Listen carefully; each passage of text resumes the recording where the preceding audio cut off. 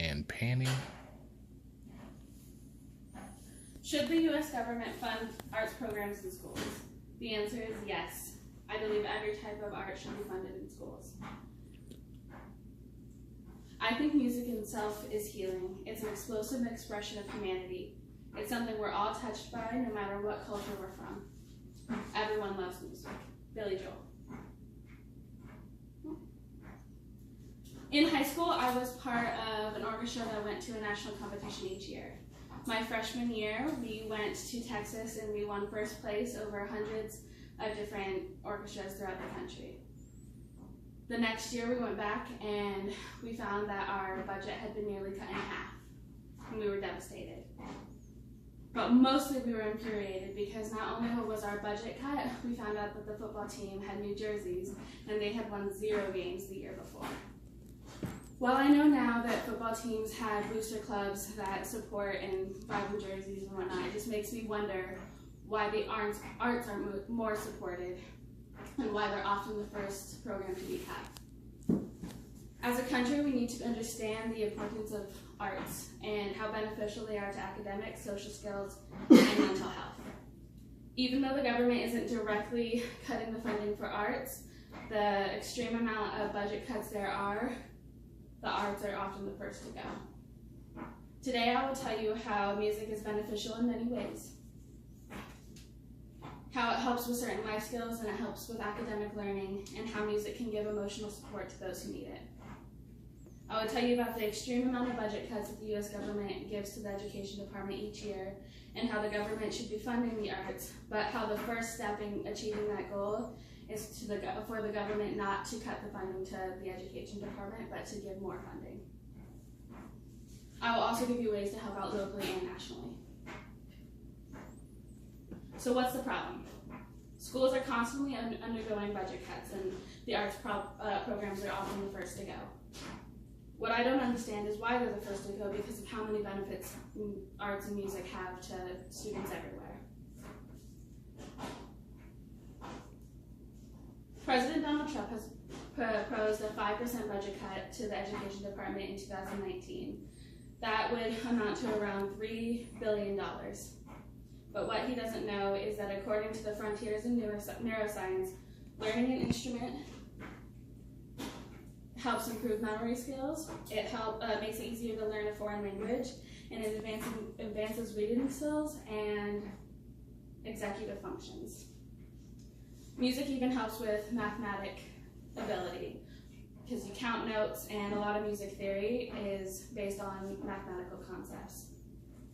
Students who learn an instrument do better in schools than those who don't learn an instrument, and schools that have a music program have a lower dropout rate than those that don't. That's all according to the National Education Association. Music refines time management skills and organization skills, and it teaches students perseverance and improves hand-eye coordination. But all the academic skills isn't the only one that the arts improve on, it also improves on social skills. While playing in a band or orchestra, a student is forced to work on their communication skills often. They have to learn how to communicate physically, verbally, and emotionally to their peers, their conductor, and their audience. An actor must communicate written word and the underlying emotions to their peers and their audience as well. The arts boost students' team skills. They have to learn to truly listen to each other and work as a group rather than as an individual. The arts are also a wonderful way to express emotion. Music has been proven to reduce stress, and it's even a type of therapy. The arts build self-esteem in students, which is something that is often struggled with. And there are so many benefits to arts in schools, so why are we cutting them? They're being cut because of the extreme amount of budget cuts that are being made by lawmakers federally and locally. According to the Quality Council 2018, an Education Week Research Center analysis that was released in January, Colorado was ranked 42 out of all 50 states on how much they spend in public schools.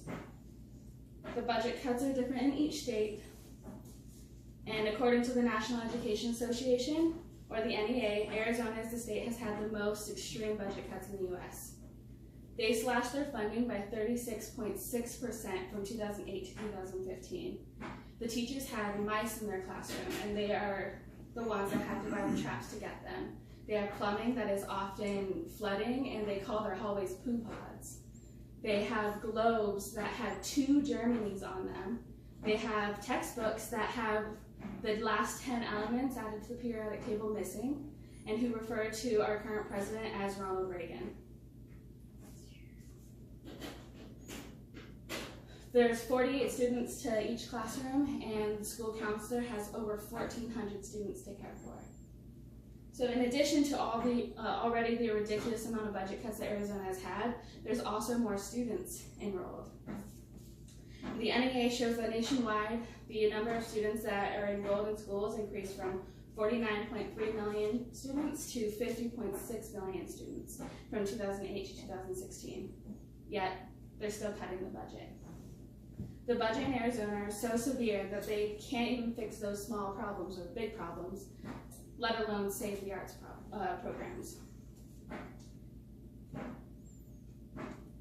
Arizona and Colorado aren't the only states that are cutting budgets either.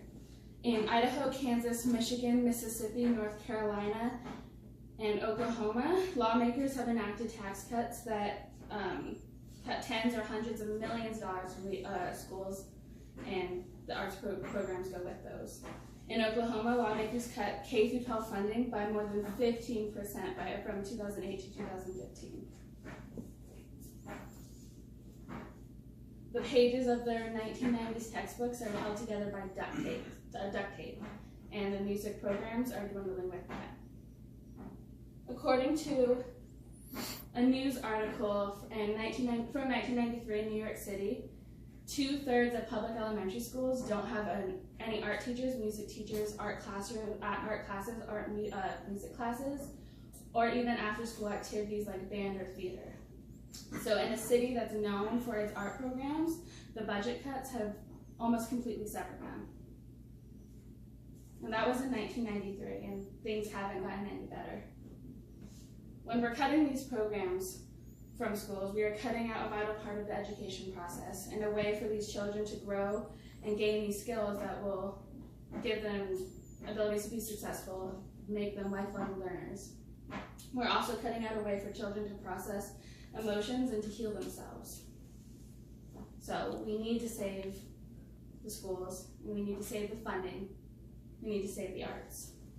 The government needs to stop cutting the education department's budget, and the first step in getting the education budget raised is making sure that we use our voices, and that we, after that, we go directly towards the arts. We fund the arts together.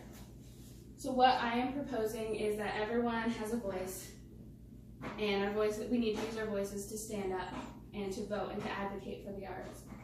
And voices have been heard and things have helped, but we can keep using them and we can do more. So what I'm asking you to do is vote and sign petitions and speak up at local school board meetings and advocate for the arts. There are also programs that donate money and instruments to the art programs in schools. So I want you to get involved and volunteer and donate. Even the smallest amount helps. So football programs have booster clubs. So why don't we make booster clubs for the arts programs? Why don't we have our friends and our families come together and support the arts programs so that even when there are budget cuts, we're able to help them and keep them there. So I want you to do something for me. I want you to imagine a world without art, without music. See, when I imagine a world without music and art, it feels dull and gray. It feels like a day where the sun doesn't come out. Well, to me, it feels lifeless. Now, imagine a world that's full of art and full of music, and where every student has access to that. And it's bright, and it's brighter than the sun, and children are thriving, and everyone is healthier and happier, and emotion-wise, stronger. The world, with art and music in the world, life is like an oasis. Well, music is an oasis, which is defined as the dictionary as a pleasant or peaceful area or period in the midst of a difficult, troubled, or a hectic place or situation. Art and music is the oasis in the midst of our lives. All the times that we're hurting and we're struggling and we're desperate for peace, we can turn to music and the arts to be that oasis. And it's beautiful and it's powerful. There have been many steps towards this goal, but we can do more. Arizona teachers facilitated a walkout, and it helped, but we can do more. Oklahoma teachers staged a week-long strike, and it helped, but we can do more. Music and the arts in school are vital. It helps students succeed academically, gives them skills to survive, to succeed in their careers in the future. It helps them emotionally, and it also lowers dropout rates. It builds skills that bring lifelong success to students. The arts are a safe haven for children and adults all the same. And if we aren't careful, that will all be taken away. Music gives soul to the universe, wings to the mind, and flight to the imagination, and life to everything. Plato. So, let's save it together. Keep informed about budget cuts in your local school districts. Keep informed about budget cuts federally. Vote, do something, and advocate for the arts.